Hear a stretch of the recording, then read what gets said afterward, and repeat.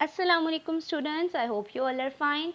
We have started our chapter the Aryan era and we have studied in our previous lecture about detail about Aryan's people. Today we are going to study the change in religion of Indus Valley civilization.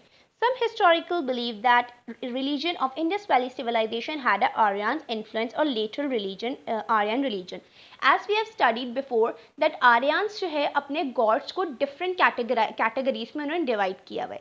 That उनका fire god अलग है, water god अलग है और क्या कहते हैं sky god अलग है. उन तमाम gods हैं उनके अलग अलग है, लेकिन वो किस religion को belong करते थे आज हम ये पढ़ेंगे. One seal from Indus Valley civilization has an image of deity who resemble god Shiva, a popular Aryan god. अब जो है चेंज इन रिलीजन की बात की गई तो यहाँ पे इन्होंने ये बताया कि वो लोग शिवा नामी एक गॉड को वो लोग अपना सबसे पॉपुलर गॉड कहते थे. ठीक है, जो कि सबसे बड़ा गॉड था.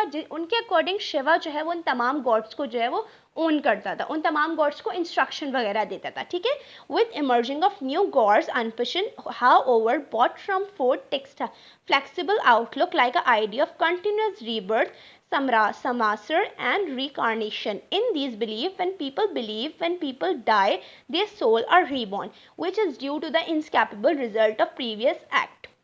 Now, उनका एक और बिलीफ ये था कि जब लोग मर जाते हैं तो वो क्या होते हैं, वो दोबारा से जिंदा होते हैं. अगर आप लोगों ने हिंदुइज्म का बारे में ये चीज़ भी सुनी होगी कि उन लोग के 7 रूप होते हैं, 7 जन्म होते हैं. यही जो है इनकी भी थिंकिंग थी कि जब लोग मर जाते हैं तो उनकी रूह जिंदा रहती है और वो रूह जो है वो दोबारा से जिंदा होती है.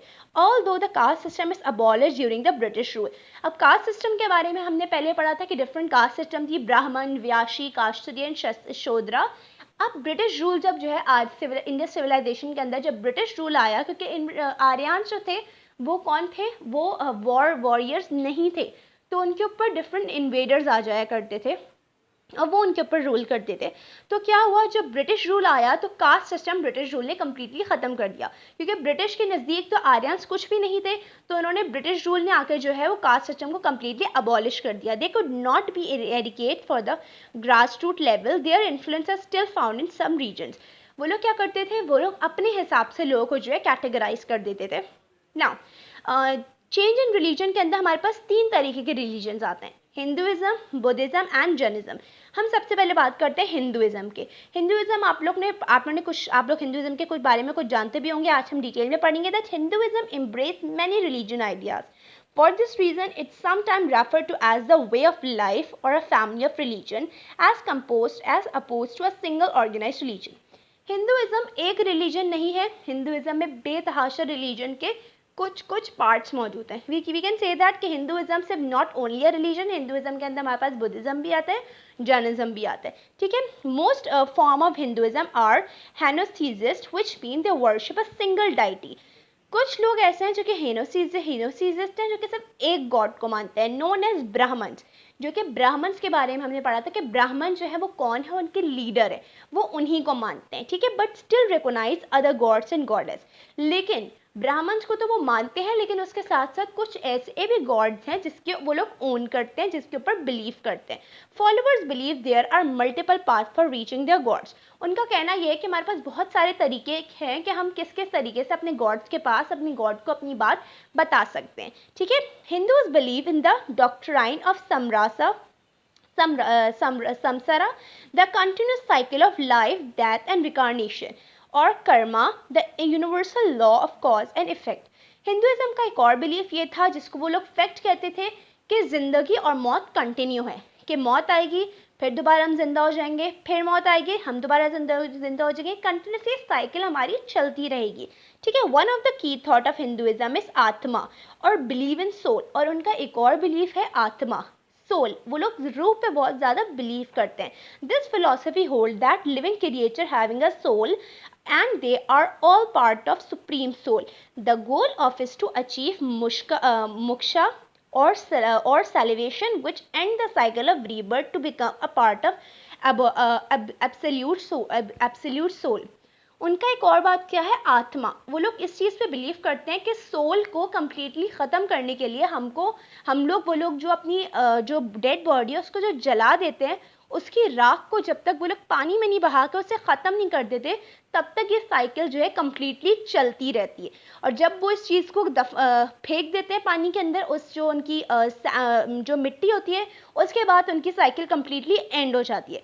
उससे पहले तक उनकी साइकिल चलती रहती है कि मौत के बाद दोबारा वो जिंदा होंगे। ये उनका बिलीफ है, ठीक है। Now Hindus strive for achieving Dharma, which is code of living that emphasize good conduct and mortality.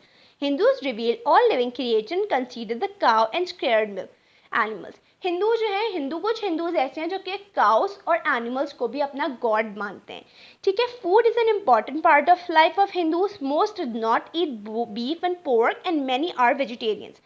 Food के मामले में हिंदू जब अपने काउ को अपना खुदा मानते हैं, अपना गॉड मानते हैं नाउजुबिल्ला, तो वो लोग काव और पोर्क कहते हैं पिग के गोश्त को, तो वो तमाम गोश्त नहीं खाते और मोस्ट ऑफ देम जो क्या है वेजिटेरियन है।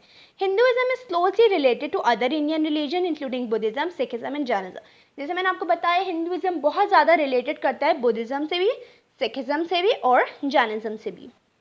नाउ ये कुछ साइंस हैं, ये बुद्धिज्म के हैं, ये हिंदुइज्म और सिखिज्म के कुछ साइंस है जिसको ये लोग ओन करते हैं।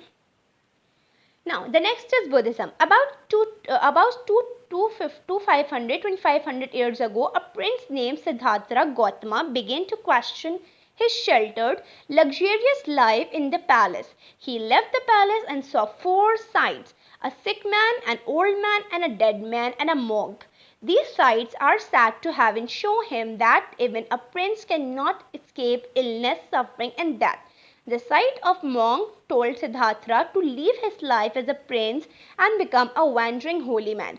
Seeking the answer of questions like why must people suffer, what is causing of suffer, Siddhartha spent many years doing many religious practices such as praying, meditating and fasting until he finally understood the basic truth of life. The realization occurring after sitting under a popular figure in a Bodh Gaya, Indian of many days in deep meditation, ingrained 18th enlightenment of Nirvana and was given the title of Buddha, which means enlightening one. Buddhism की शुरुआत की बात की जाए तो ये 25 years ago की पहले की बात है कि एक प्रिंस थे सिद्धार्थ गौतमा। उनका एक क्वेश्चन था कि ज़िंदगी किस तरीके से उन्होंने गुजारनी है। तो उनके पास 4 लोग मौजूद थे। कौन कौन? एक बीमार आदमी था, एक बूढ़ा आदमी था, एक मरा हुआ आदमी था और एक जिंदा, ठीक है। उन्होंने कहा कि इन तीनों की लाइफ कम्प्लीटली डिफरेंट है और ये तमाम लोग जो है अपनी ज़िंदगी में सफ़र कर रहे हैं, तो मैं अपनी ज़िंदगी कैसे गुजार रहा हूँ। तो उन्होंने एक पिलर के नीचे अपनी तमाम ज़िंदगी को जो है गुजार दिया था और उसके बाद वो वहाँ के प्रिंस के साथ साथ वो वहाँ के बुद्धिज़्म के हेड बन गए थे। ये इनकी अपनी सुपरस्टिशंस है। अब जो है बुद्धिज़्म के बारे में है कि उनके कुछ नोबल ट्रुथ्स हैं, क्या कि everything in life is implement and always changing. कोई भी चीज़ परमानेंट नहीं होती, हमेशा चेंज होती रहती है। Because nothing is permanent. A life based on possessing things and person does not make you happy. कभी भी कोई इंसान आपको खुशी नहीं दे सकता क्योंकि कुछ भी परमानेंट नहीं होता। देयर इज नो इंटरनल, कुछ इंटरनल नहीं होता। अनचेंजिंग सोल एंड सेल्फ, हमेशा इंसान जो है वो चेंज होता रहता है क्योंकि चीज़ें चेंज होंगी तो इंसान भी कंटिन्यूसली चेंज होता रहेगा। Human life has lot of suffering. इंसान को अपनी ज़िंदगी में बेतहाशा सफ़र करना है। The cause of suffering is greed. और सफरिंग की क्या वजह होगी? लालच। वो लालच की वजह से ज़्यादा तादाद में जो है सफ़र करता रहेगा।